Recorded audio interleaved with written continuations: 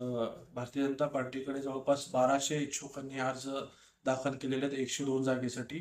आजच पालकमंत्री जयकुमार गोरे साहेबांसोबत आम्ही तिन्ही आमदार आणि शहराध्यक्ष रोहितई यांच्या उपस्थितीत महानगरपालिकाच्या अनुषंगाने एक बैठक झाली आणि त्यात एकंदरीत पालकमंत्र्यांनी असं सांगितलेलं आहे की निवडणुका ह्या तिन्ही आमदारांच्या आणि शहराध्यक्षांच्या नेतृत्वात म्हणजे स्थानिक पातळीवरतीच लढले जातील.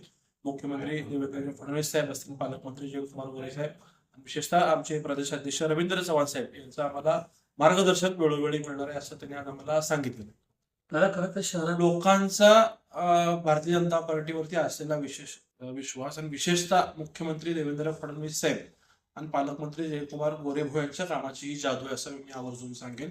कारण का अनेक वर्ष जे विमानसेवेचा आपला प्रश्न होतो किंवा पाणी पुरवठा रोज शहराला व्हावा म्हणून 892 कोटी रुपयाचा निधी मंजूर होऊन मिळणं, आयटी पार्क जे 10 लाख सोलापूरकरांचं तर स्वप्न होतं, परंतु 3 लाख युवक जे सोलापूर शहराच्या बाहेर कामासाठी आयटी इंडस्ट्रीमध्ये राहतात त्यांच्या मनातल्या ज्या वेदना होता की आम्हाला सोलापुरात कंपनी येते तर आमच्या आई वडिलांपासून आम्हाला दूर जावं लागतं, आणि त्या भावना लक्षात घेऊन जो मुख्यमंत्री साहेबांनी सोलापूरला आयटी पार्क देण्याची घोषणा करून त्याला मंजुरी दिली, ह्या सगळ्या कामाच्या जोरावरती आम्हाला निश्चित खात्री आहे की लोकांच्या मध्येच एक भावना तयार झाली की 100% भाजप म्हणून लोकांना निवडून द्यायची संधी. म्हणून आपण पाहतोय की फक्त भाजपच नाही तर भाजपच्या व्यतिरिक्त दुसऱ्या पक्षात असलेले पदाधिकारी सुद्धा तिकडनं राजीनामा देऊन भारतीय जनता पार्टीमध्ये अर्ज दाखल करतायत. तर हा कुठेतरी लोकभावनेचा मला वाटतं सुनामीच या सोलापूर महानगरपालिकेत आपल्याला पाहायला मिळणार आहे. आणि भारतीय जनता पार्टीच्या कामावरती विश्वास, त्यामुळं ही प्रचंड गर्दी आहे. भारतीय जनता पार्टी ही लोकशाही मार्गाने काम करणारी पार्टी आहे.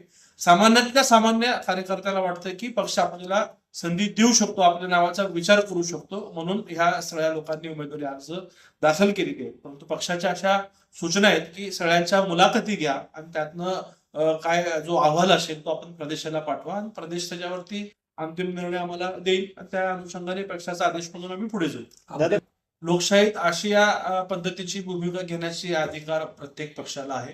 ते त्यांच्या पद्धतीने प्रयत्न करतायत, इतरही मित्र पक्ष करतायत आणि सगळ्याच पक्षामध्ये मतप्रवाह आहे की आपल्या कार्यकर्त्यांना जर संधी द्यायची असेल आपापल्या पक्षाच्या तर आपण स्वतंत्र निवडणूक लढवलं तरच ह्या गोष्टी शक्य होऊ शकतात. म्हणून दोन्ही मतप्रवाह आहेत. काहींना वाटतं की युती झाली पाहिजे, काहींना वाटतं की आज स्वतंत्र लढूयात आणि नंतरनं राज्यात किंवा केंद्रात आपण ज्या पद्धतीने एकत्रित आहोत त्या अनुषंगाने आपण पुन्हा एकत्रित राहूयात. ह्या अशा मतप्रवाह आम्ही वरिष्ठांना कळवलेला आहे.